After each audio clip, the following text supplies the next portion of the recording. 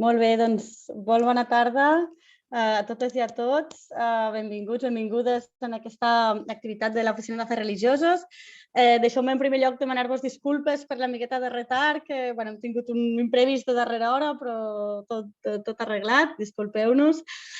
Doncs això, benvingudes, benvinguts en aquesta activitat online, aquest monogràfic Descobreix la pluralitat religiosa de Barcelona. És ja la tercera edició d'aquests monogràfics online que organitzem des de l'oficina, amb la idea de donar a conèixer les comunitats religioses que tenim a Barcelona, les diferents tradicions que tenim presents a Barcelona, que són aproximadament, són 28, segons tenim comptabilitzades des de la UAR, i en cada edició les protagonistes són dos comunitats diferents, en aquest cas el cristianisme evangèlic i l'hinduisme. Avui ens acompanyen, deixeu-me en primer lloc que saludi el Gundit Shadas i el Purushottam Bhattarai. Després us presento millor, però d'entrada saludar-vos i agrair-vos sobretot la vostra presència i la vostra disponibilitat. Agrair-vos també a totes les persones que ens esteu escoltant, també a tot l'equip de la UAR, tot l'equip del Departament d'Interculturalitat i Pluralisme Religiós, que és responsable de tota l'organització.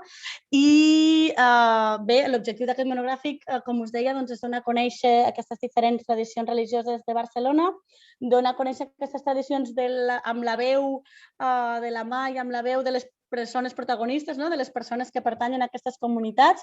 Sempre intentem que hi hagi almenys dues persones, si pot ser de comunitats diferents, que ens ajudin també a veure la diversitat que existeix a dins de cada tradició. I dèiem això, Barcelona és una ciutat plural, és una ciutat diversa, tota aquesta pluralitat ens enriqueix, ens fa ser el que som, però moltes persones desconeixen aquestes tradicions religioses i a vegades tenim, ens sonen algunes coses, però la idea d'aquests monogràfics és anar a la base, anar a lo més bàsic, intentar explicar això, les tradicions, en aquest cas l'hinduisme, des dels elements més bàsics, per ja després qui li interessi poder aprofundir una miqueta més. I això, en això ens ajudaran avui el Gundit Shadas i el Purushottam Bhattarai. Us explico una miqueta el funcionament de la sessió abans de continuar.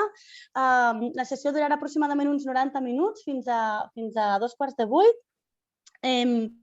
Durant tota l'estona que vulgueu podreu fer preguntes a través de xat. El públic ja veieu que no podeu ni connectar les càmeres ni els micròfons, però sí que teniu el xat actiu. Per tant, qualsevol pregunta la podeu fer. Jo estaré pendent del xat i a la part final o quan sigui traslladaré les preguntes que pugueu tenir. Dir-vos també que passarem una avaluació una vegada hagi finalitzat l'activitat, perquè pugueu avaluar com a públic què us ha semblat. També per si algú de vosaltres no rep les activitats de la UAR, en el formulari d'inscripcions tindreu l'oportunitat de deixar allà el vostre correu. I també comentar-vos que dijous, és a dir, demà passat, tindrem la segona sessió d'aquest monogràfic, en aquest cas dedicat al cristianisme evangèlic. I ara sí que ja presento els ponents que tenim avui. Us presento el Gundit Shadas, que és cuiner, és professor de filosofia i és membre de l'Associació Internacional per la Consciència de Krishna. Gundit, bona tarda, moltes gràcies per acompanyar-nos. Tarda, gràcies a vosaltres per invitar-me. I tenim també a Purushottam Bhattarai, que és membre de la comunitat hindú nepalesa. Purushottam, gràcies por acompañarnos. Primero de todos, hoy estamos en Mahashivaratri, es una sanatana grande festivo de los hinduismos. Todavía están todos bendiciendo, todos, gracias a Dios. Gracias, pues bien. Hemos escogido un buen día en este caso, ¿no? Exactamente, estoy encantado. Perfecte, moltes gràcies. Veureu que em canvio el castellà també perquè Purushottam ens pugui seguir millor. Sí, me voy a hablar en castellano. Bien, pues en fin, cuando empezamos estos monográficos, me gusta siempre decir lo mismo, ¿no? Que es que qué difícil es intentar resumir cualquier tradición religiosa y en este caso hablamos de hinduismo, ¿no? De una tradición milenaria. Bueno, en fin, siempre es difícil intentar buscar aquellos elementos más básicos de una tradición, pero bueno, lo vamos a intentar. Y empezamos también por, bueno, en fin, que os agradezco también el esfuerzo de intentar sintetizar, ¿no? Empezamos, cuando hacemos estos monográficos, nos gusta empezar también por la cuestión de las palabras, ¿no? Por la terminología, cuáles son las palabras correctas, porque en relación al hinduismo, ¿no? También hay un poco de confusión, a veces incluso, ¿no? Si es hinduismo, e incluso, por decirlo así, desde dentro de la comunitat, no parlem, dicha veritat, aquesta pregunta te la dirigeixo a tu, no parlem d'hinduisme, no? Sinó que potser la paraula que s'utilitza dins bueno, la paraula seria Sanatana Dharma, no? Crec que seria la més correcta. No sé si ens pots explicar una miqueta, doncs això, no? Quina terminologia hem d'utilitzar? Sí, ho fem en català o en castellà? Bueno, aquesta primera jo crec que la podem fer en català i després ja ens canviem. Vale. A veure... Com et vagi millor, tu? Com us vagi millor? No, bueno, jo com vulgueu vosaltres. Començo en català i després es passo, o què? Perfecte. A veure, la terminologia, moltes vegades, això a vegades canvia amb el temps. Per exemple, el terme hindú o hinduisme, per exemple, l'hinduisme és un terme modern, o sigui, no és antic. O sigui, tu no trobes els Vedes, per exemple, els textos sagrats, no trobes aquesta paraula, no existeix. O sigui, aleshores, originalment, després parlarem una mica d'això, el que és el Veda, la paraula Veda vol dir coneixement. Vol dir coneixement i és un coneixement de totes les matèries, no només és un coneixement espiritual, sinó que n'hi ha seccions dels Vedes que parlen de, jo què sé, per exemple, la Ayurveda, que ens sona molt, no? És la ciència de la vida, és com portar una bona salut amb l'alimentació, amb la forma de viure. Això és la Ayurveda.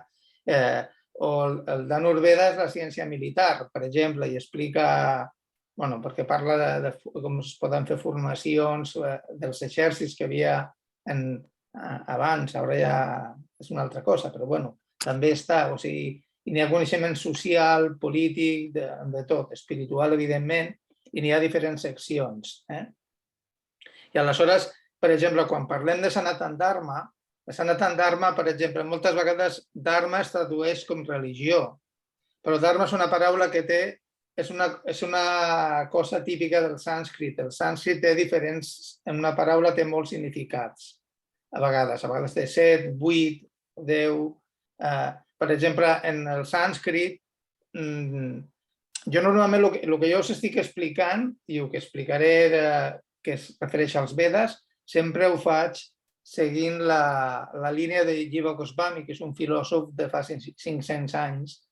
Per mi, el que millor ho explica. Per això sempre jo faig servir les cites de Jiva Goswami. Aleshores, ell explica que, per exemple, en el sànscrit, originalment, la A, per exemple, la lletra A, que és la vocal que més es fa servir al sànscrit, es pronuncia de 8 maneres diferents. O sigui, perquè us faci una idea de que a vegades, bueno, sí, però es pronuncia de 18 maneres diferents. Aleshores, és complexa tot això. I aleshores, a vegades, la paraula dharma, per exemple, més que religió, en què a vegades fa servir com la religiositat, dharma vol dir allò que no es pot deixar de fer. Aleshores, per exemple, és el que l'ànima, es refereix especialment a l'ànima. L'ànima, per exemple, nosaltres som ànimes, no som éssers fets de matèria. La matèria és la cobertura. Aleshores, l'ànima té el seu dharma, el dharma de l'ànima és servir. I tots són servents. I per això, el Sanatan Dharma, Sanatan vol dir etern. El Sanatan Dharma és el deure el deure etern de l'ànima, per explicar-ho d'una manera el més simple possible. Aleshores, quan tu dius el Dharma, el Dharma jo què sé, el Dharma és l'obligació, entre cometes, de cadascun. D'un banquer té el seu Dharma, en assumptes materials també. Quin és el teu Dharma? Cadascú té el seu. I el Sanatan Dharma és el Dharma etern, diguem-ne, del ser intern. Això seria el Sanatan Dharma. Molt bé, moltes gràcies. Llavors, els Vedes i altres el Sanatan Dharma, el deure de la persona. Doncs, bueno, hablamos, ahora sí que ya me paso al castellano para que nos siga también bien Purushottam. Hablamos ahora también, Gundicha, un poquito de historia, ¿no? Porque has mencionado los Vedas. Sí. Situar, ¿no?, históricamente el inicio del hinduismo creo que es algo bastante difícil, ¿no? Hay historiadores que hablan de que los Vedas se componen, no sé, entre 1200 y 500 antes de Cristo, que es ya es mucha diferencia. ¿Nos puedes hablar un poco de estos inicios históricos del hinduismo? Sí, a ver, para situarnos un poco, o sea, el conocimiento de los Vedas hay dos tipos de sánscrito. De acuerdo también, vuelvo a decir que lo hago, las explicaciones que yo doy son las explicaciones que da Jiva Goswami en unos tratados que tiene que se llaman los Sandarbhas, y lo explica muy bien. En el primero de ellos explica este tema. O sea, el Vaidika sánscrito y el Laukika sánscrito. El Vaidika sánscrito no se escribe, es oral. Es como se recibía el conocimiento antiguamente, oralmente. O sea, por ejemplo, un discípulo, yo me dirijo a una persona que va a ser mi maestro, y entonces él me enseña el conocimiento. ¿Y qué hace? Me lo explica, yo lo escucho atentamente y lo pongo en práctica.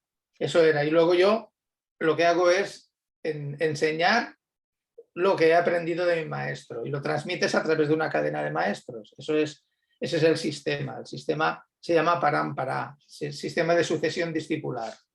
Entonces, el conocimiento se recibía de esta manera.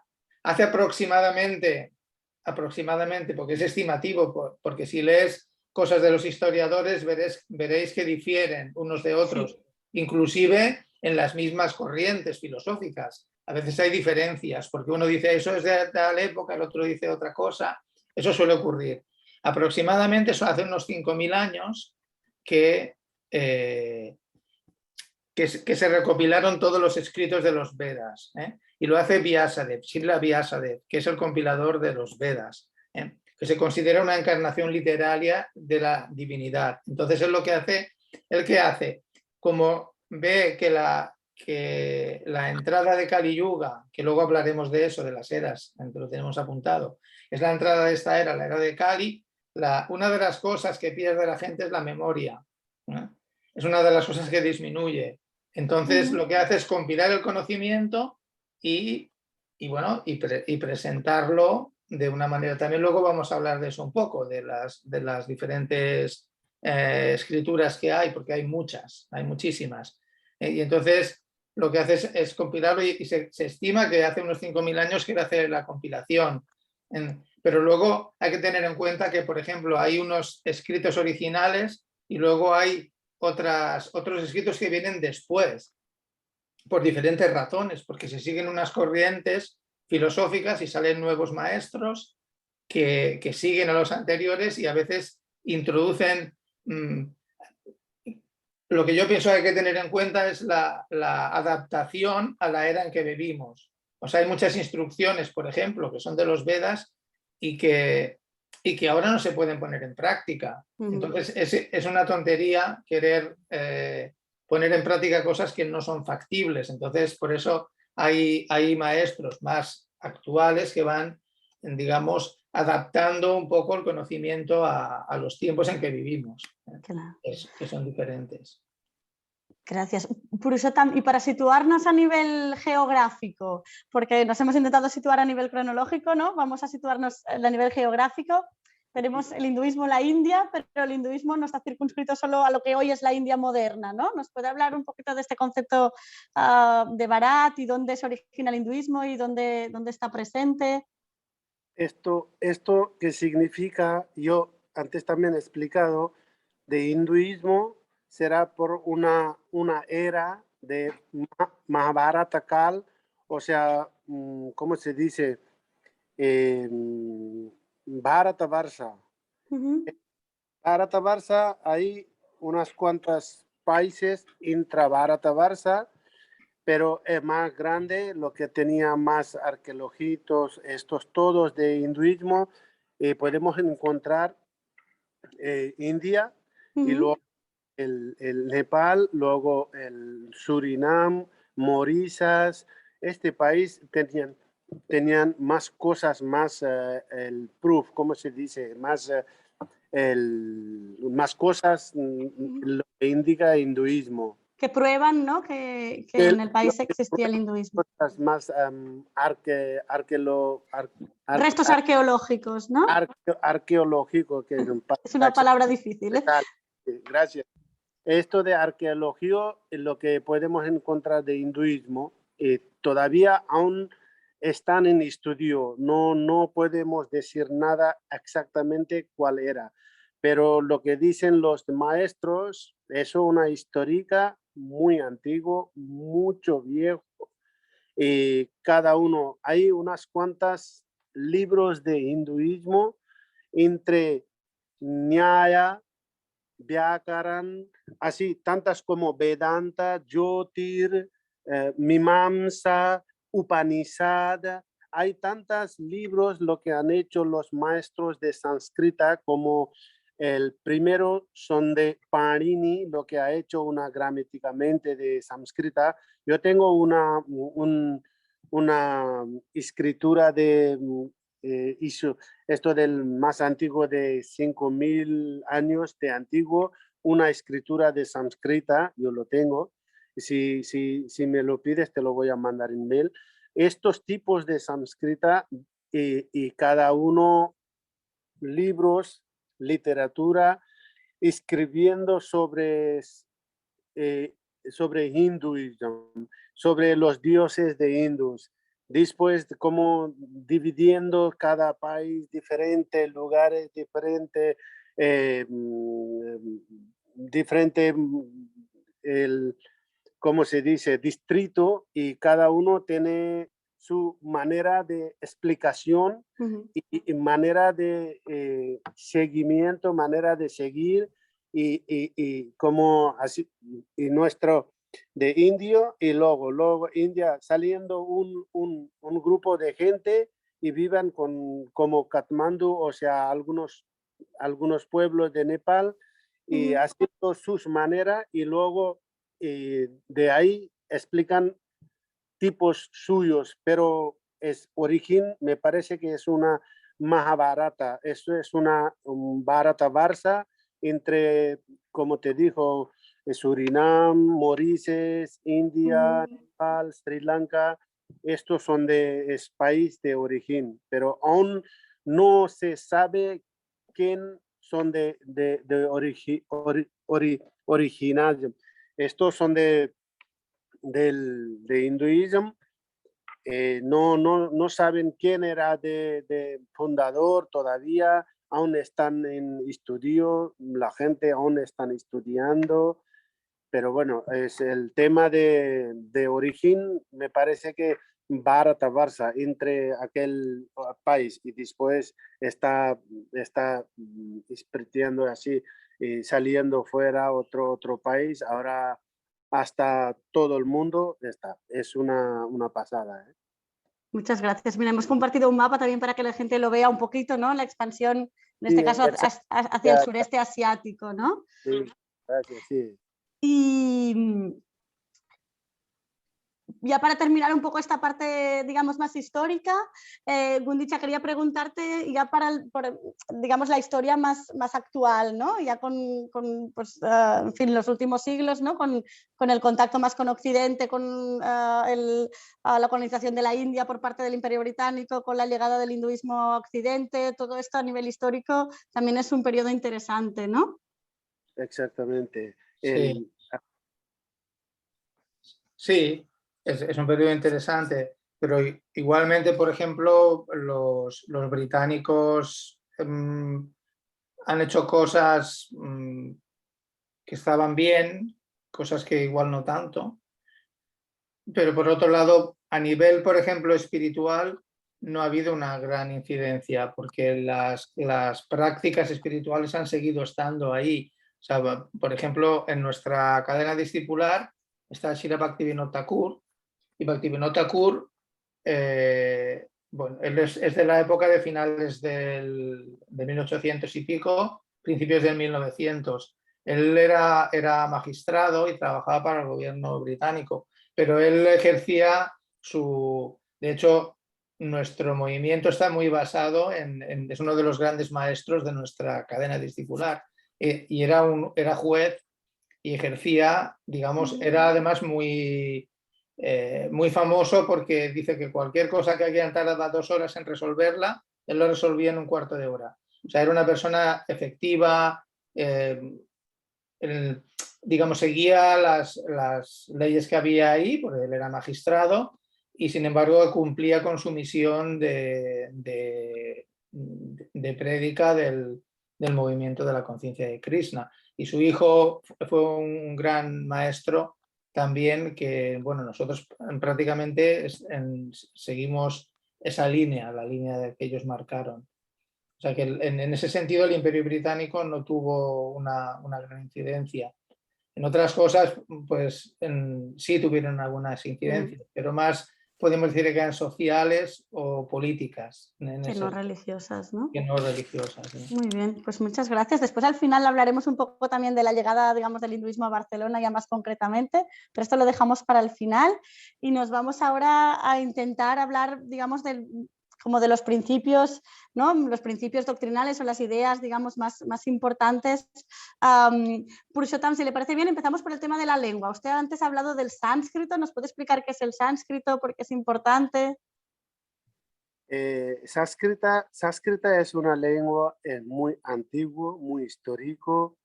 Dicen que es una lengua lengua de Dios. Dioses hablan con estos. Es una escritoria, es una histórico. Lo que tenía los libros de sánscrita, y usted puede conseguir cualquier tipo de asuntos, tipos de subject. Saber lo que tenía literatura, gramaticalmente, o sea, algunos, ¿cómo se dice? Eso, una Psicología. psicología, y luego es es una arte como músicas, como de unas, yo por ejemplo así te lo digo, exactamente no he salido aquí, pero como así tantos asuntos con sánscrita han hecho los maestros, son de maestro de sánscrita, como fundador de sánscrita en libros, o sea, para estudiar esto, dijeron que los de Parini es el fundador de sánscrita, son de muchos años, esto exactamente aquí, como se dice, pero antes de Cristo han nacido Parini y han hecho unos libros de sánscrita, se llama Vyakaran Siddhanta Kaumudi, Laghu Siddhanta Kaumudi. Después de esto del gramático, como sánscrita, el grammar, gramática. Y luego literatura, son Kalidas, Dandi, Maga. Hay unas cuantas maestros de sánscrita, profesor, o sea, escritor de sánscrita. Con esto, sánscrita no se termina. Hay muchas psicología. Puedes estudiar cualquier asuntos con sánscrita. Esto es una grande enciclopedia, ¿sabes? Eso, hay unas cuantas cosas, Nyaya, Sankhya, y los de relacionado con nuestra vida, relacionado con literaturas, todos hay en sánscrita. Eso es una materna lengua de todos. Primero de los de esto, ¿cómo se dice? Letras para escribir han salido de sánscrita. Nosotros lo que estamos hablando, nepalí, por ejemplo, en nepalí es una lengua, pero son de lengua materna, pero su madre era de sánscrita, ¿sabes? La lengua nepalí procede del sánscrito. Sánscrita. Como indios están hablando India, lo que hablan hindi, es una lengua, pero nacido de sánscrita. Hay unas 30, 40 lenguas en Indias. En nuestro país, casi 15, 20 lenguas de nuestro país. Hay cada religión o cada... Esto están relacionado con sánscrita. Entonces, es una lengua materna. El sánscrita es una de todas lenguas, el madre de todas lenguas, dijeron el de histórico de sánscrita. Muy bien, muchas gracias. Y hemos mencionado ya, bueno, vamos a hablar un poco de los textos sagrados, ¿no? Hemos mencionado los Vedas, pero para que la gente nos siga, Gundicha, si nos puedes explicar cuáles son los textos sagrados, digamos, del hinduismo, los más importantes, por decirlo así. Sí, es un tema un poco complejo de explicar, pero por eso lo voy a explicar tal como lo explica Jiva Goswami en el Tattva Sandarbha, que yo creo que es una manera bien simplificada de algo tan complicado de simplificar, porque hay tantos textos que es imposible. O sea, entonces él hace tres divisiones, lo que se llama el Shruti, que son el Veda original, que dice el Veda original es uno, el Yajurveda, y se divide en 4, Rig Veda, Yajurveda, Samaveda y Atharva Veda. Esos son los 4 Vedas originales. Y esos 4 Vedas tienen unas divisiones: Samhitas, Brahmanas, Aranyakyas y Upanishads. Esos son los 4. Y tienen, en total, eso tiene aproximadamente 4.500 ramas. 4.500, que se dice rápido. Entonces, cada texto, cada división, digamos, son un tipo de texto. O sea, en los Vedas hay 3 tipos, hay 3 secciones principales: Karma Kanda, Jnana Kanda, Upasana Kanda. Quiere decir, el Karma Kanda es más dedicado ya lo dice el nombre, el karma, es actividad fruitiva de alguna manera. Entonces hay de eso. El Jnana Kanda es más dedicado al conocimiento, y el Upasana Kanda es más a temas más directamente espirituales. Esas son las 3 divisiones que hace en general. Pero esos son la división del Shruti, son los Vedas originales, que ya he explicado antes, que eran para recibirlos oralmente. Entonces, de eso, de acuerdo a lo que dice Jiva Goswami hace 500 años, solo queda el 6% disponible. No existen, hay unos cuantos Upanishads, pero hay muchos más que ya no son accesibles porque con el tiempo pues eso se ha perdido. Entonces, la segunda sección sería el Smriti. Primero Shruti y luego Smriti. Smriti es todo el conocimiento védico que viene en forma de historias. Por ejemplo, los Puranas, que hay 18 Puranas, y también están divididos. Por ejemplo, algunos están dirigidos más a las personas que están en la modalidad de la bondad, que son 6, 6 para las personas que están más influenciadas por la modalidad de la pasión y 6 más para las personas que están influenciadas por la modalidad de la ignorancia. Por lo tanto, lo que quiero decir con esto es que las instrucciones son distintas.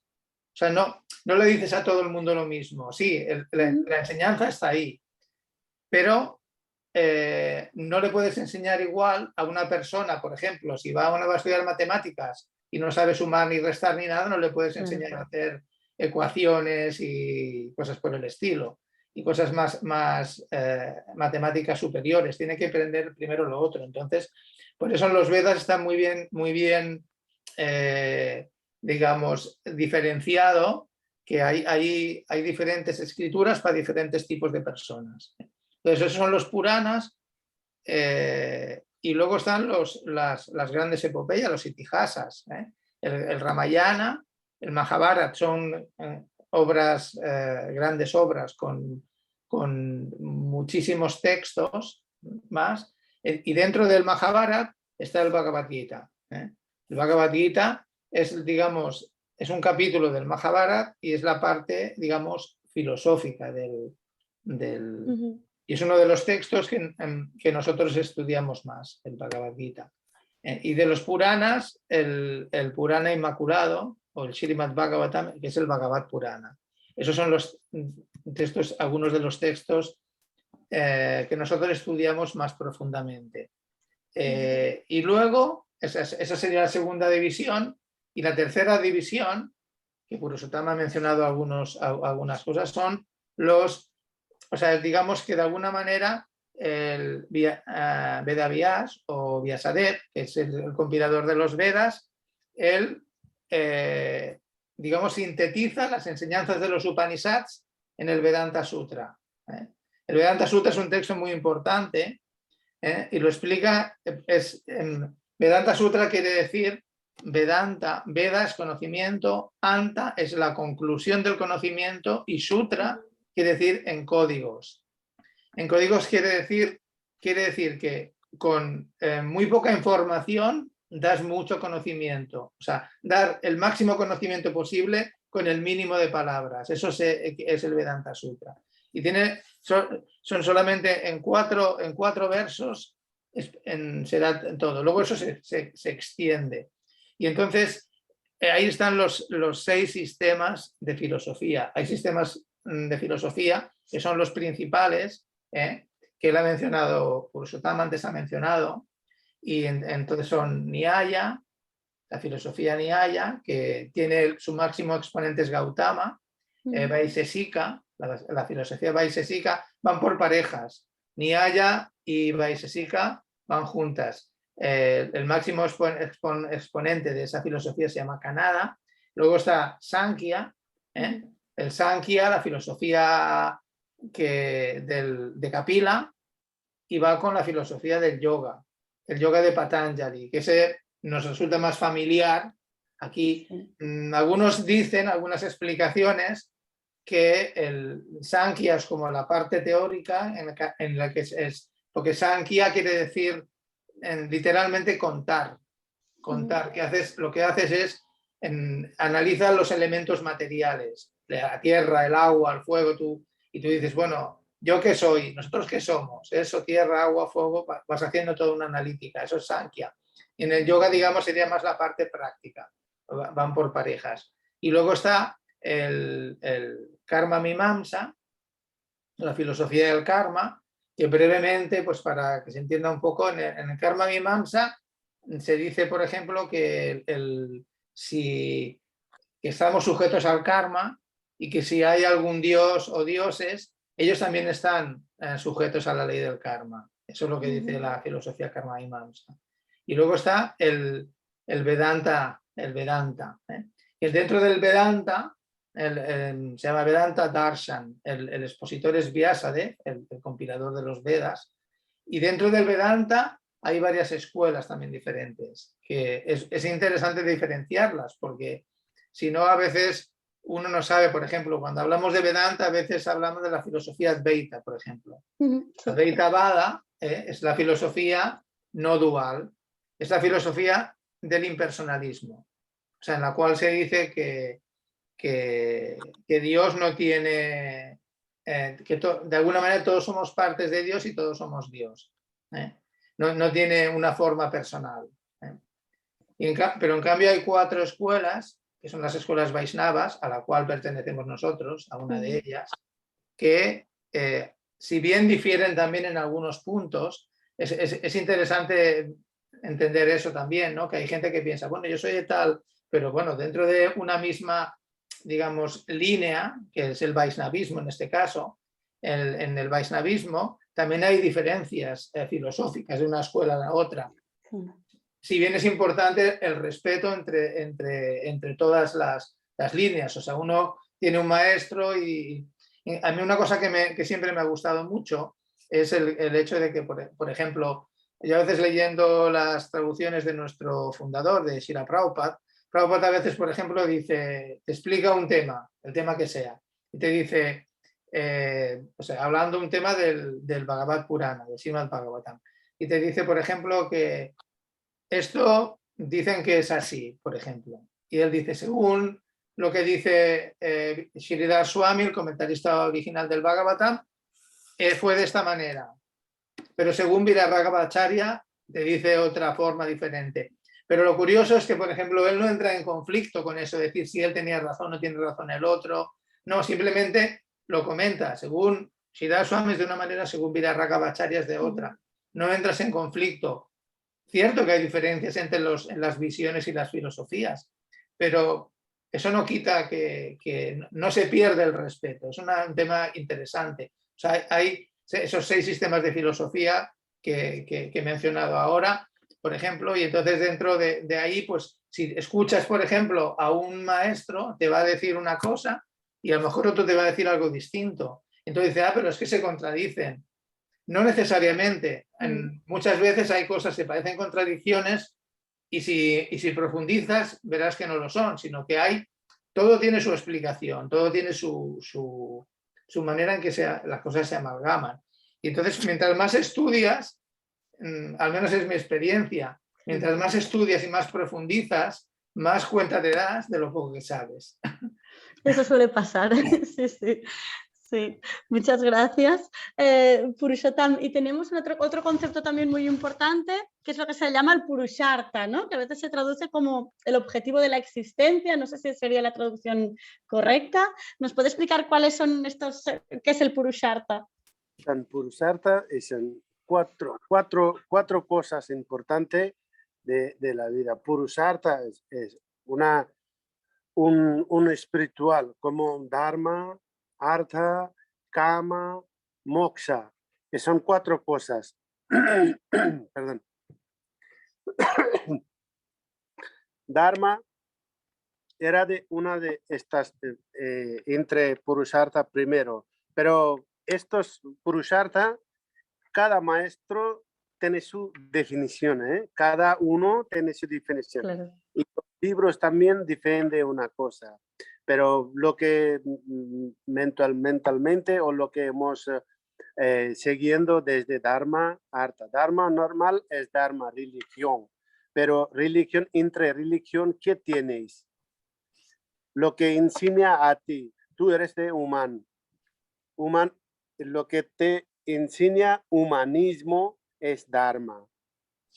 Lo que tiene que tú hacer, yo tengo que, como Dharma individualmente, enseña cosas de filosofía, Dharma, también dicen.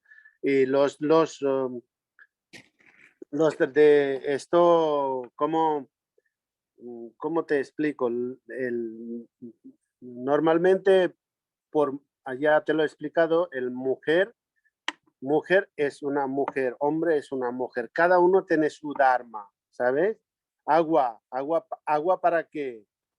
Para beber. Es su dharma para dar frescamente para ti. Como fuego, ¿qué hace? Fuego pica, fuego enciende. Esto es una dharma de fuego. Y eso es una filosofía de dharma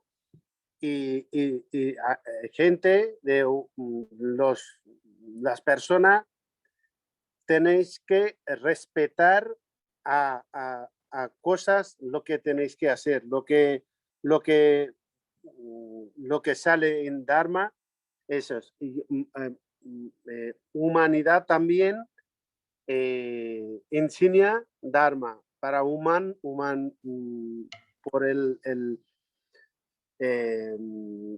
no me sale palabra, perdone por esto, pero bueno, yo te lo digo que Dharma es una identificación de tú misma, ¿sabes? Es una identificación. Dharma es esto. Y luego, Artha, es una segundo Purushartha de Artha. Artha, normalmente pensamos Artha es dinero, pero ¿para qué sirve? Para vivir, para comprar, para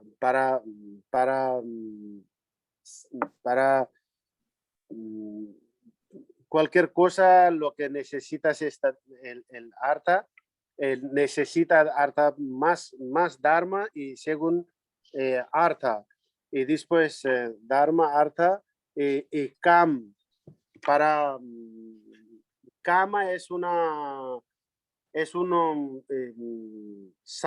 psicológico, es tener que hacer 4 cosas. A ver, yo me lo he apuntado una cosa, pero déjame ver una. Dharma, así. Rup, Ras, esto, ¿cómo se dice? Rup, Ras, Gandha, Sparsha, son 4 cosas con tu piel y luego ojo y luego orejas. Cuando estas cosas cuando funcionan, tú vas a aprender una cosa muy calma, como contentas. Cuando te vas a hacer con estas cosas contenta, esto dicen Kama. Diferente maestro explicado diferente, pero normalmente Kama en Rup, Ras, Gandha, Sparsha son 4 cosas cuando te toca esto, cuando tú apeteces esto, cuando estás contento y satisfecho, es una Kama. Y luego Dharma, Artha, Kama y Moksha. Moksha es relacionado de nacimiento y hasta muerto. Dentro de esto, lo que vais a hacer usted, sin invadiendo, sin haciendo ningún problema, para dar calma, es una moksha, ¿sabes? Moksha también, desde, ¿cómo se dice? Alma, y luego Brahma Tattva. Eso no me he encontrado alguna palabra para que te explico, pero se llama Brahma Tattva. Esto de interna, de una tatua, una cosa de interna, desde el nacimiento hasta muerto y saliendo. Pero entre moksha hay unas cuantas cosas de explicación de Vedanta, y luego Sankhya. Para moksha, Dharma, Artha, Kama es normalmente, pero las más explicación para moksha, hay unas cuantas libros han escrito sobre moksha. Esto es moksha, existe más, hay más, puedes extender más cosas, puedes estudiar más cosas, puedes hacer más estudio de moksha porque hay más maestros habían explicado de manera de su ¿cómo se dice? Su capacidad, su knowledge, Sí, pero su conocimiento, ¿no? Conocimiento, lo que han estudiado ellos. Más Yo a veces sí, eso. he leído que a veces lo traducen como liberación, ¿no? Liberarse o no sé si sería la palabra. dentro de nacimiento hasta muerto es una operación. No, dicen también que moksha, lo que vas a hacer tú cuando tú nacido, bueno, somos humanos, no matamos, no molestamos a nadie. Eso es nuestra samskar, nuestro prioridad. También de moksha, cuando te vas,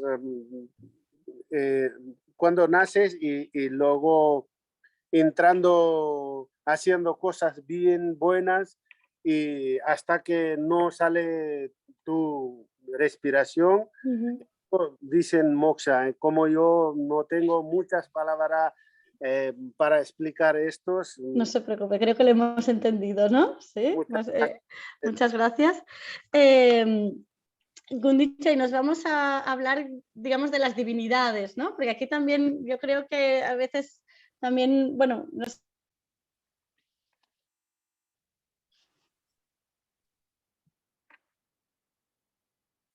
se oye. Sí, ahora sí.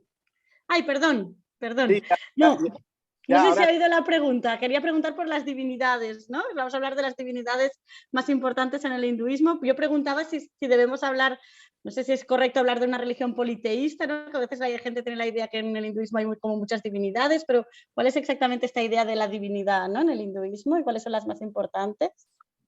Bueno, lo que pasa es que va bastante en relación con lo que he explicado antes de las filosofías. De las escuelas, ¿no? Por ejemplo, las escuelas Advaita, en las cuales pues, se fomenta mucho la creencia de que el hinduismo es politeísta, pero las escuelas Vaishnavas precisamente no somos politeístas, somos monoteístas. Pero dentro de ese monoteísmo no es que, por ejemplo, o sea, Dios se puede manifestar en muchas formas, o sea, y de hecho hay muchas encarnaciones. Se dice que las encarnaciones de Dios son ilimitadas, o sea, Él no tiene límites. Nosotros tenemos límites, Él no lo tiene. Entonces, en muchas, por ejemplo, las encarnaciones, cuando aparecen, que están descritas una de las características es que tienen que estar descritas en las escrituras. Porque si no, yo digo, por ejemplo, yo soy una encarnación de Dios y, o sea, ¿cómo lo corroboro eso? Si yo lo voy diciendo por ahí y claro. No se trata de eso, se trata de que cuando hay una encarnación generalmente viene porque está descrito en las escrituras y hay una serie de encarnaciones que están, por ejemplo, en el Srimad Bhagavatam, en el primer canto, el capítulo 3, describe 22 encarnaciones diferentes de la divinidad, entre las cuales están las avatar famoso. Esas 10 están también ahí, pero esas son quizás las más relevantes. Pero en algunos casos es que hay diferentes divisiones. O sea, eso se llama avatar. Avatar es una palabra, bueno, hay la película Avatar, que la deben haber sacado de ahí, ¿no? Porque avatar quiere decir el que desciende. O sea, el que desciende, ese es el significado de esa palabra. ¿Desciende de dónde? ¿No? Viene del mundo espiritual y viene a ejecutar una misión. Y entonces hay diferentes encarnaciones, que eso se llaman, o sea, diferentes avatars. Y de acuerdo a la teología Vaishnava, hay 6 tipos diferentes de avatars. Entonces cada uno ejecuta y manifiestan la potencia que se requiere en ese momento. O sea, no más de lo que hay. Es como, por ejemplo, para iluminar esta habitación donde estoy ahora, pues con una bombilla es suficiente. Sí, no hace falta más. Entonces, es algo similar. Cuando aparece alguna encarnación de la divinidad, pues lo hace para cumplir una misión, por ejemplo. Entonces, aceptamos diferentes encarnaciones, pues está Rama, Buda, Buda cumple su misión, Krishna, etcétera, etcétera. Bueno, hay muchas más. Entonces, cada una ejecuta la misión que se ha encomendado. Y entonces hay los avatars, que son, por ejemplo, los Purusha avatars, que son los Vishnus, eso está en el Bhagavatam todo, son los que se encargan de la creación. No lo voy a explicar eso porque es un poquito... Lo dejamos para otro día, para que la gente se elaborado, interese un poco más, ¿no? Pero lo que hace básicamente los Vishnus es encargarse de la creación, del mundo material, estamos hablando. Entonces, esos son los Purusha Avatars. Entonces, hay tres: Mahavishnu, Garbhodakasa y Vishnu, Kshirodakasa y Vishnu. Y esos tienen muchas expansiones. Entonces, luego están los Yuga Avatars, que son las encarnaciones de cada era, de cada yuga. También tenemos que hablar de los yugas. Entonces, en cada yuga hay un avatar que viene y enseña el proceso a practicar en esa era, el proceso para autorrealizarse en esa era, a través de ese. Eso se llama Yuga Avatar. Luego están los Guna Avatars, que son los famosos Brahma, Vishnu y Shiva. Esos son los Guna Avatars, que controlan las modalidades de la naturaleza material, que antes las he mencionado así un poco por encima: la bondad, pasión e ignorancia. A veces, bueno, la ignorancia es tamaguna. Entonces, cuando uno está así, tú estás en tamaguna. Tamaguna, rayoguna, sattvaguna. Entonces son las tres modalidades que rigen esas tres. De eso. Después hay los lila avatars. Por ejemplo, Krishna es un lila avatar. Lila quiere decir pasatiempos. No tienen una misión específica, sino que vienen simplemente a mostrar sus pasatiempos. No tienen nada que hacer. Luego están los Shaktyavesha avatars. Por ejemplo, de acuerdo al Mahabhavishya Purana, y según la explicación de algunos maestros, Jesucristo era un Shaktyavesha avatar. Entonces es una entidad viviente, como nosotros en un sentido, pero que tiene todo el poder divino. Por eso él, por ejemplo, dice: yo soy el Hijo de Dios. Y él, pero ese poder que tiene es igual al del Padre. Eso es, un Shaktyavesha es eso. Pues eso es lo que quiere decir Shaktyavesha, que tiene el poder. Tiene el poder. Entonces viene y ejecuta una misión, como lo hizo Jesucristo, por ejemplo, y bueno, pasó lo que pasó y tal, pero de alguna manera él cumplió con su misión, digamos. Descienden para dar conocimiento o lo que sea para las masas. Y luego están los últimos, que son los Manvantaras. Manvantara Avatar son los Manus. Manu, además la palabra es curiosa, ¿no? Porque los Manus son los progenitores de la humanidad. Entonces hay muchos Manus. Y mira la palabra, ¿no? Man, en inglés, ¿qué es man? Persona, ¿no? Eso, sí, se utiliza como hombre. La humanidad, sí. Es la humanidad. O sea, los seres humanos vienen de los Manus. Incluso muchas palabras sánscritas tienen mucha relación con, por ejemplo, en sánscrito, una persona santa, se dice santo en sánscrito, es un santo. O sea que nosotros hemos heredado muchas cosas que vienen del sánscrito. Y los Manus lo que hacen es eso, son los que se encargan de la progenie en la humanidad, y luego hay todas las descendencias y todo esto. Son otro tipo de avatars también.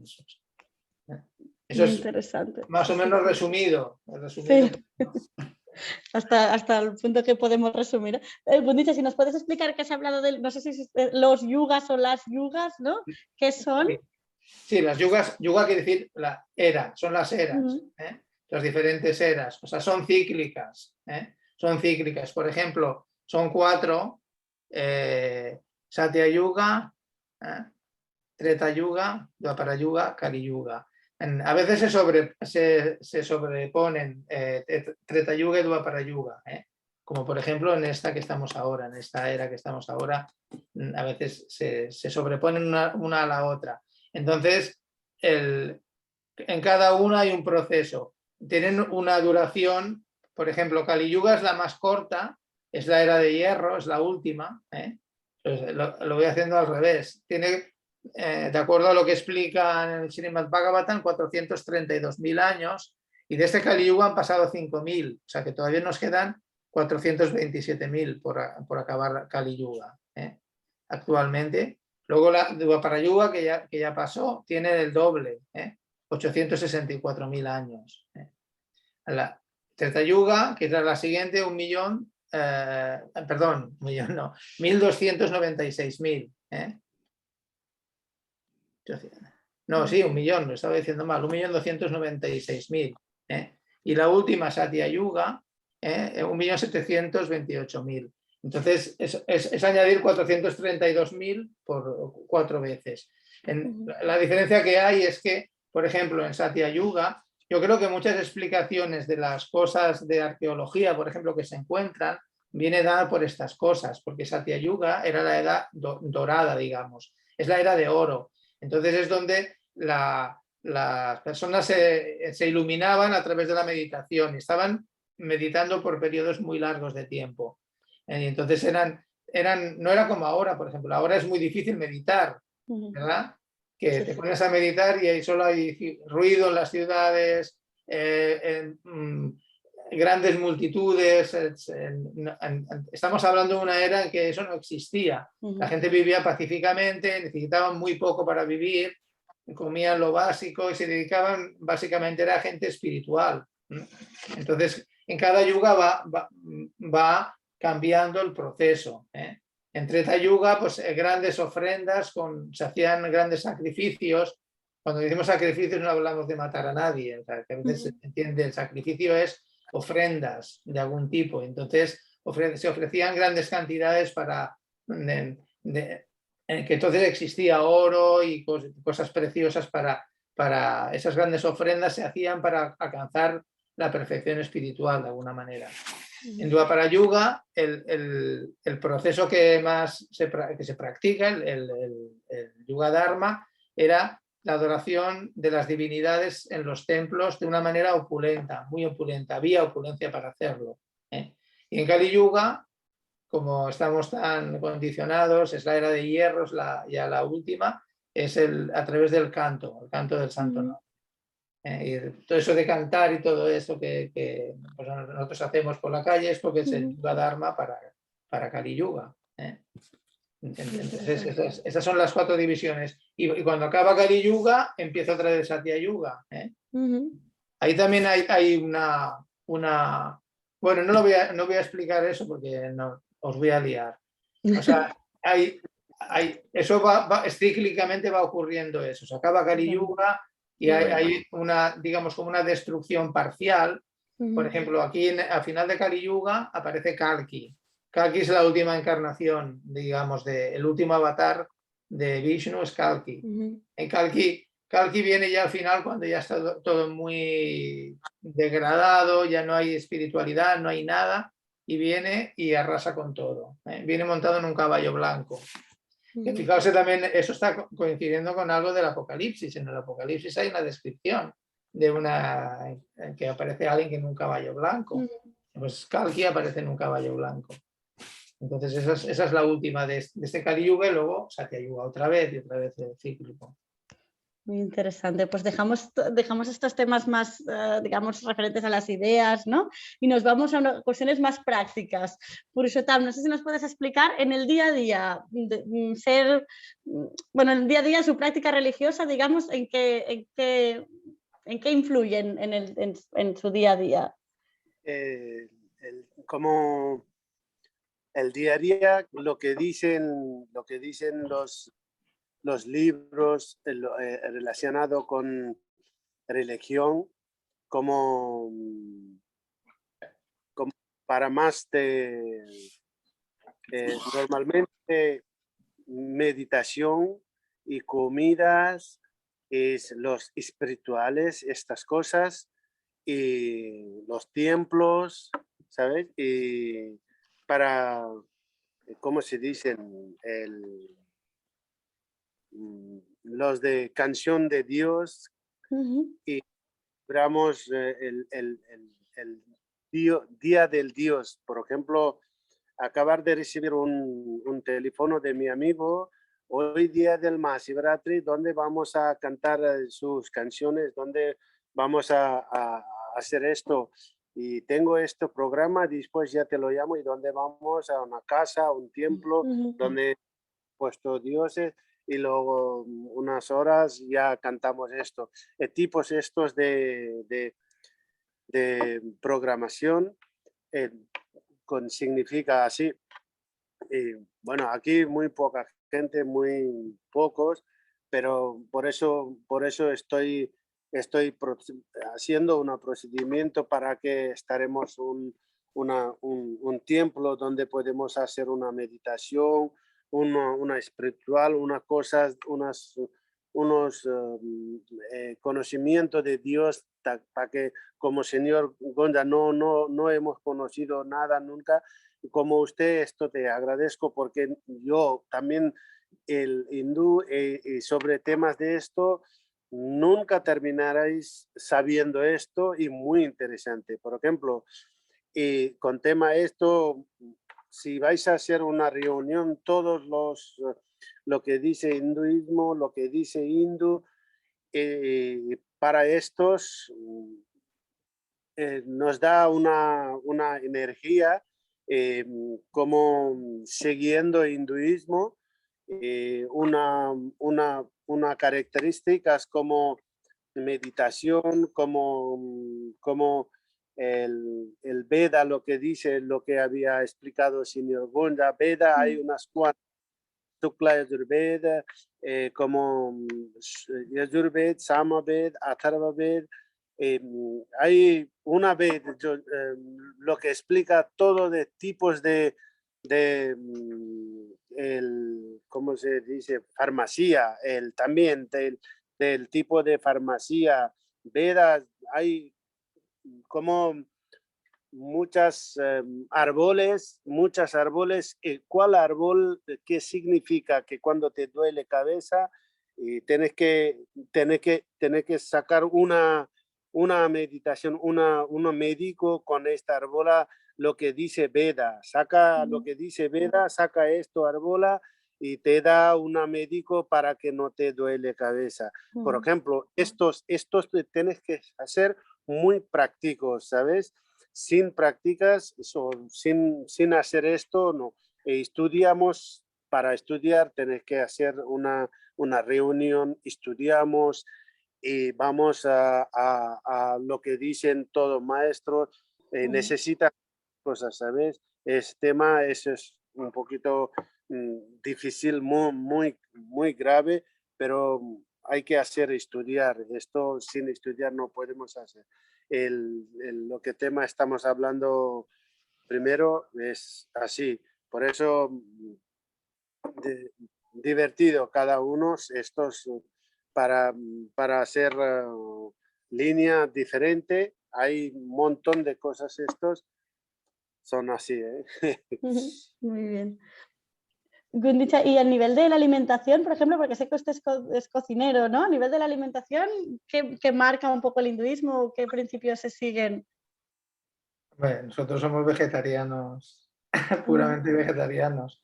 Bueno, por varias razones, pero principalmente, o sea, es una de nuestras prácticas, por ejemplo, que, la idea general es que lo que decía antes, el Veda, o sea, Veda es conocimiento. El conocimiento significa que, sobre todo, conocimiento del alma, ¿eh? Es la ciencia espiritual, podemos decir, es una ciencia. Entonces, a través de esa ciencia, con una práctica, podemos llegar a llegar a un estado de comprensión interior. Sobre todo, es muy importante eso, no quedarnos solamente en la carcasa de fuera. Entonces, por ejemplo, una de las cosas es esa, que pues, nosotros no tenemos derecho a matar a otros seres vivos y por lo tanto no nos los comemos. No los comemos porque forma parte del respeto a otros seres vivos. Entonces respetamos a todos los... incluso hay historias fíjate, el gran maestro del canto del Santo Nombre, o sea, nuestro maestro, uno de los maestros principales del canto se llamaba Haridas Thakur. Haridas Thakur es de hace unos 500 años aproximadamente. Entonces, Haridas Thakur era musulmán, de nacimiento era musulmán. Y él cantaba, y de hecho, él estaba él solía estar en una cueva, en una cabaña, vivía de una manera muy simple, y entonces se dedicaba solamente a cantar, y por eso se le llamaba el Nama Acharya, el maestro del canto. Y entonces él comía muy frugal, lo que comía, y a veces se le metían insectos o arañas, Y él decía, bueno, ¿quién me dice a mí que yo tengo más derecho que la araña a estar aquí? Entonces la araña también es un ser vivo y entonces ese respeto se traduce mucho en la alimentación. Entonces, no solamente por no matar animales, cuidar ese aspecto, sino también porque nosotros todo lo que cocinamos se lo ofrecemos a Krishna. Entonces se hace una ofrenda en el altar y con esa ofrenda la comida se transforma en lo que nosotros llamamos prasadam. El prasadam es el alimento, prasadam quiere decir misericordia. Ese alimento, la misericordia de Dios hacia nosotros, que nos permite tomar una comida que está santificada por el hecho de, no solamente por comer una comida vegetariana, sino también por el hecho de la manera en que lo cocinamos. Por ejemplo, nosotros no comemos cuando en la cocina está prohibido comer. No se come en la cocina, solo se cocina, se hace la ofrenda y luego sí, luego comes, pero comes fuera. O sea, hay unas normas de limpieza, también es un trabajo también, digamos, de conciencia, de no pensar, por ejemplo, yo cocino esto para comérmelo yo, no. Tú cocinas esto para ofrecérselo a Dios y luego te lo comes. Entonces es un concepto muy interesante. Yo lo hice en el Parlamento de las Religiones del 2004, di un taller allí, precisamente de esto práctico de cocina, incluyendo el tema de la ofrenda y todo yo lo explicaba. Y hubo un chico que estaba allí que era de un grupo católico, no me acuerdo, no recuerdo exactamente, pero él estaba en diálogo interreligioso también, participaba, y entonces me dijo que lo que más le había gustado era eso, ¿no? Que todo lo que vas a comer lo cocinas, lo haces con amor y se lo ofreces a Krishna, o a Dios, depende de la tradición que seas. Y entonces luego tú lo puedes comer o lo repartes también, porque el compartir es otra de las características de la práctica nuestra, el compartir ese prasadam. Y por eso en la India, por ejemplo, cuando vas en los templos, te encuentras eso, que vienes gente que no te conoce de nada y vienen con unas bolas dulces y te van repartiendo, porque eso es el prasad. El prasad es la misericordia, que la están repartiendo a toda la gente que viene. Esa es un poco la idea. Muy interesante. Pues nos queda poco tiempo, pero aún tengo 3 preguntas. Gunditxu, si te parece bien, sigo contigo porque nos gustaría ya centrarnos un poquito más en Barcelona, que nos habléis de vuestra historia personal, de vuestras comunidades, pero antes, Gunditxu, si nos puedes hablar un poco de la llegada del hinduismo a Barcelona, ¿no? Que sé que, bueno, vuestro templo tiene ya unos cuantos años de historia, bueno, también, ¿no? Ha habido pensadores aquí pues muy influenciados también por el hinduismo, ¿no? O, bueno, en fin, ¿no? Pero hablamos de nombres como pues, Ramiro Calle, de Raymond Panikkar, de Bhaktidas. No sé si nos puedes hablar un poco de esta llegada del hinduismo a Barcelona. Bueno, la llegada del hinduismo a Barcelona, yo en esa época todavía no estaba en activo, porque estamos hablando de los años 70. Hace tiempo. Y todavía estamos hablando del tiempo que todavía vivía el gran dictador. Sí. Entonces, no, era toda una historia, porque en aquella época había muy poco vegetarianismo en Barcelona, por ejemplo. O sea, realmente la entrada de personas que empezaron a abrazar este tipo de prácticas y tal, pero bueno, con muchos he tenido contacto cuando salían, por ejemplo, salían a cantar por la calle, era todo un shock, porque imaginaos, en aquella época todos eran devotos nuevos, vestidos de naranja, cantando por las Ramblas de Barcelona, los metían presos muchas veces, iban 4 o 5 cantando y venía la Guardia Civil y se los llevaba porque decían, esto es un escándalo, ¿no? Ellos no entendían nada, claro, evidentemente, se los llevaban, luego los tenían que soltar porque no hacían nada malo, o sea, solo estaban cantando con instrumentos en medio de las Ramblas. Y entonces, bueno, ha habido muchas anécdotas con esto, ¿no? Especialmente en Barcelona, porque Barcelona fue el primer templo de España. Lo que pasa que en Barcelona lo que ocurrió es que el primer templo de Barcelona fue en Tiana, al lado de Badalona. Eso fue lo primero, que en realidad era una casa prestada de uno que, bueno, dijo, puede reunir allí y tal, y de alguna manera pues montaron allí, empezaron a hacer actividades allí. Pero luego se pasaron al centro de Barcelona, a la calle del Rec, La calle del Rec era un piso y yo me acuerdo que mi hermano también es devoto de Krishna y mi hermano se hizo vegetariano con 14 años. Y estamos hablando de años 70. Entonces era muy escandaloso porque la gente pensaban que la misma familia, ¿no? Que te vas a quedar desnutrido, que te vas a morir y todo eso. Y él con 14 años, que era muy bajito y delgado, y él, no, yo no quiero comer carne, Claro. yo quiero vegetariano. A los 15 años se fue a vivir al templo. Y él se iba al templo de Barcelona, a la calle Red, y era como una cosa mística, ¿no? Porque ahí te salía uno ahí vestido de naranja, toda feita, y el olor a incienso, esas cosas que en ese tiempo todavía no era. Y me acuerdo que mi hermano se fugó de casa 3 veces. Se escapaba de casa para irse al templo. O sea, se iba al templo y entonces dejaba una nota en casa y mi padre lo tenía que ir a buscar. Mi madre le decía, vete a buscarlo. Y se iba a buscarlo allí. Y mi padre, que era una persona muy... Bueno, él nunca... No le molestaba que nosotros nos hiciéramos devotos de Krishna ni nada por el estilo, pero bueno, lo iba a buscar y al final le tuvieron que dar autorización porque se iba de casa, pero no para hacer nada malo, sino todo lo contrario, se iba al templo y ahora pues ahora es realmente, después de muchos años ha progresado muchísimo, pero todo ese tiempo a veces teníamos unos amigos que éramos todos de Mataró. Entonces íbamos, un amigo mío que fue me dijo, uy, ahí hay un ambiente un poco extraño, ¿no? Porque te abren una puerta y entonces después empiezan a cantar. Claro. Y era todo un shock. O sea, dentro de la casa, en la calle. Luego, claro, mucha gente iba porque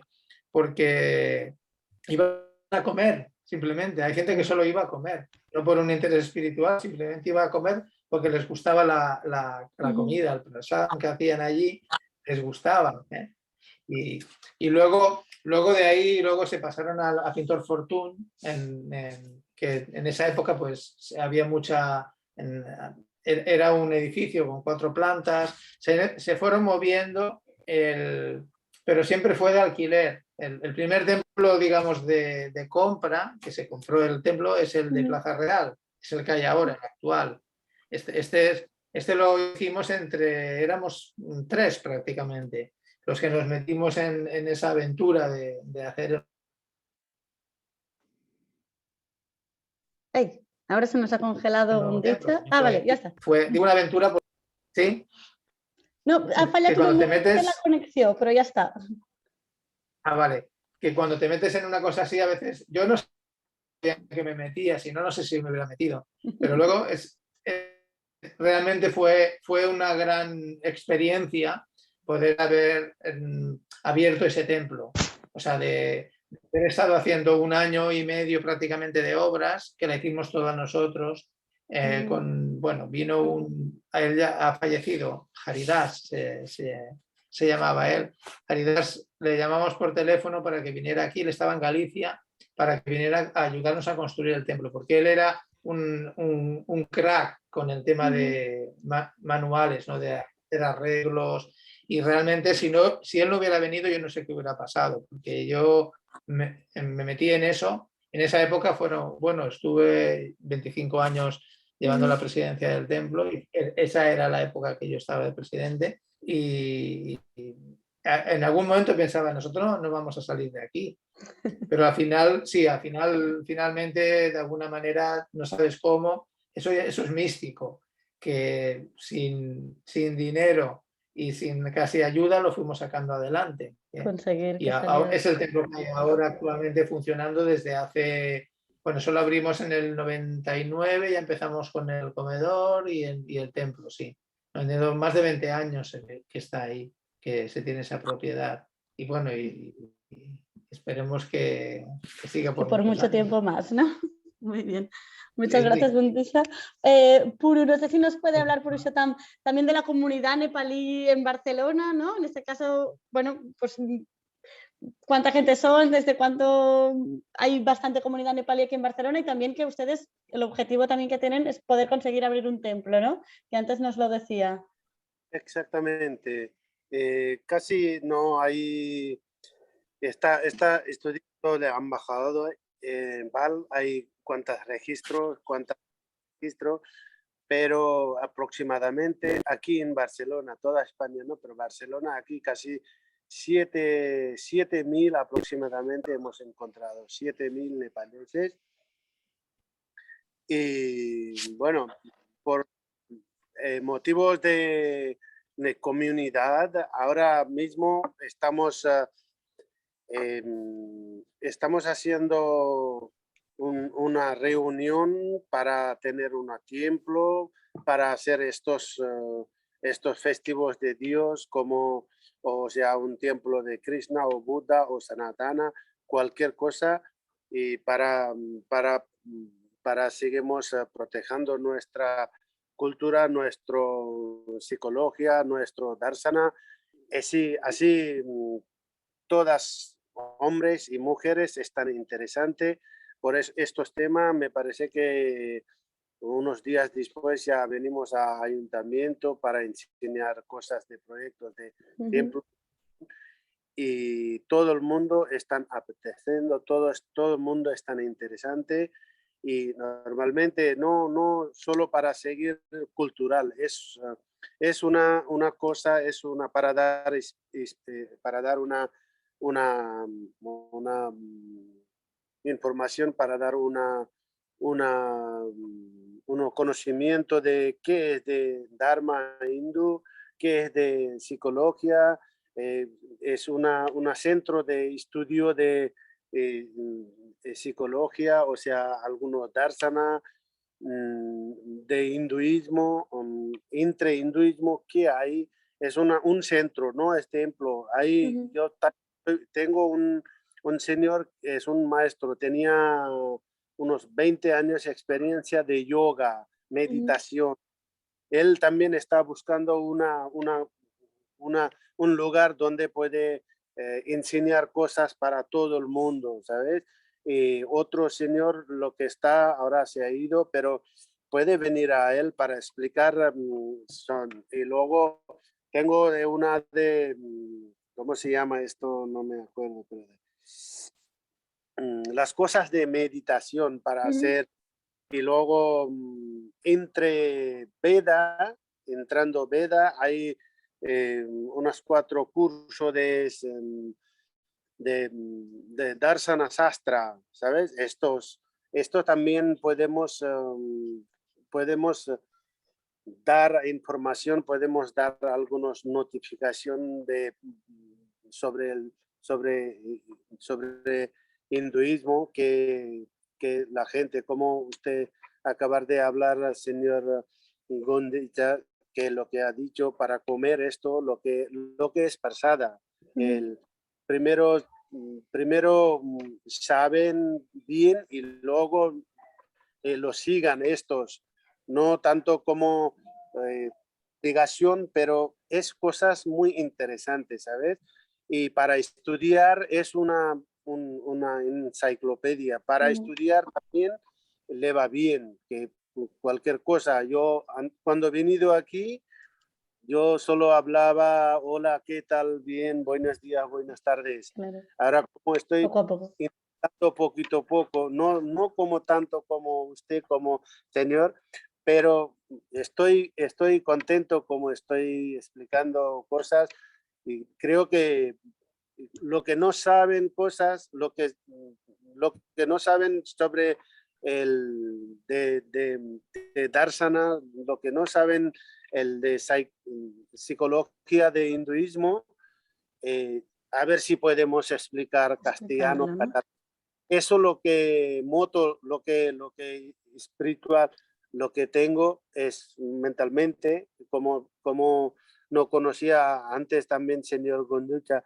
Yo como tengo poquito idea con él, con algunos maestros y vamos explicando qué es esto, cómo podemos dar una manera de paz, una manera de vivir tranquilamente, sin matar, sin molestar, estas cosas y queríamos establecer aquí en Barcelona con ayuda de vosotros. espiritual nosotras, ¿sabes? Pues esperamos que pronto podáis tener vuestro local y poder hacer todas estas actividades. Ojalá. Sí. Y nada, nos quedan unos minutitos para el público. Si alguien quiere hacer alguna pregunta, si necessiteu algun aclariment, el chat está obert per si algú vol fer alguna pregunta. Yo la verdad es que, bueno, os agradezco muchísimo todas las explicaciones. Me he quedado con ganas de saber mucho más, pero para eso son estos monográficos, para que la gente diga, uy, lo que decíamos antes, ¿no? Cuántas cosas no sé y cuánto más puedo aprender. Estudiando, investigando. Esto es una gran, enorme enciclopedia, te lo digo. De manera, y esto estudio no se acaba nunca. Pues no sé si alguien quiere hacer alguna pregunta. De momento veo que no se anima nadie. Aprovecho para hacer un poco de publicidad, si me permitís, entre comillas, porque una de las festividades hinduistas que tenemos importantes en Barcelona es el Ratha Yatra, ¿no? Que se celebra, que organiza la Asociación Internacional para la Conciencia de Krishna, ¿no? La entidad a la que pertenece Gundicha, y tenemos un vídeo también en la web de la BAR, por si a alguien le interesa también ver cómo es esta festividad, ¿no? La que podéis entrar en la web donde tenemos todos los vídeos, y es una de las festividades así públicas a las que, bueno, se pueden asistir y en fin, es por la calle, ¿no? En las Ramblas, ¿no? Gundicha, no sé si nos puedes explicar un poquito. Sí, bueno, nosotros venimos haciendo ese festival desde el año 89. 89 fue el primero cuando estábamos en Guinardó, y en aquella época lo hacíamos, hicimos el primero en la Plaza Cataluña. Luego nos costaba mucho que nos dieran el permiso para hacerlo ahí, pero bueno, siempre fue una lucha. Cuando nos trasladamos ahí a la Plaza Real, al final con ayuda conseguimos que nos dieran la parte de abajo de las Ramblas para hacer el festival, que es donde se hace los últimos años. Bueno, menos estos son el COVID ahora, que ha sido un poco así, pero hasta hemos hecho unos festivales muy, muy atractivos, y en resumidas cuentas es como si la divinidad sale a la calle, es como un templo andante, lo que sea. Es una procesión con la carroza. No voy a explicarlo todo ahora porque ya es muy tarde, pero bueno, pero es el festival. Igual en el vídeo que habéis puesto realmente en la web está muy bien todo, está muy bien hecho ese vídeo. Sí, a mí me encantó cuando lo vi, lo bien los que lo montaron lo hicieron súper bien. O sea, hicieron un vídeo realmente que en muy poco tiempo te explica bien lo que es el festival, y bueno, salimos varios hablando ahí, y explica muy bien ese festival. Y hacerlo ahí para nosotros siempre, yo desde que lo hacemos ahí, es una maravilla hacer el festival ahí en ese sitio, en la parte de abajo de las Ramblas. Sí, que este año se pueda volver a hacer, ¿no? Bueno, esperamos que sí. Esperemos que sí, y que, bueno, a medida que la comunidad también nepalí se vaya consolidando, ¿no? Que podamos tener pues más fiestas y aquí en la web, mira, pues voy a poner la web de la BAR para que todo el mundo pueda acceder. És la web nostra de la Oficina d'Afers Religiosos, i jo crec que amb això tancarem. Un cop més, deixeu-me posar l'enllaç de la web al chat. Y un cop més, una vez más, daros las gracias a los dos, a Gundicha Das y a Purushottam Bhattarai por vuestras explicaciones, por estar aquí esta tarde, y nada, y a todo el público pues por escucharnos. Gracias a tothom i fins la propera. Gràcies. Moltes gràcies. Gràcies a tu. Gràcies. Adiós, gràcies. Fins la propera. Gràcies.